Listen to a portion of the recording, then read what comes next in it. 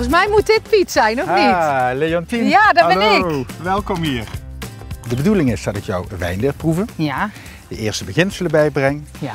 En dan moet je proberen te onthouden hoe die wijn smaakt. Ja. En dan staan er vervolgens een aantal andere Limburgse wijnen op tafel.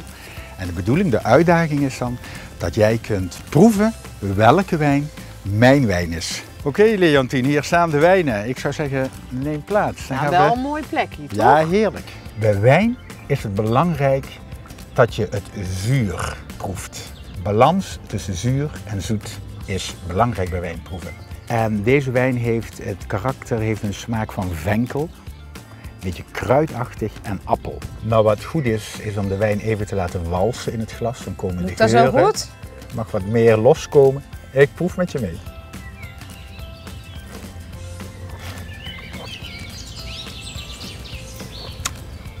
En dan gaat het helemaal zo van door je tong, door de wangen. Genoeg uitgelegd, we gaan beginnen met de uitdaging. Ik zal de wijnen Ik ben er inschenken. klaar voor. En dan is het aan jou om te kijken of je mijn wijn kunt herkennen.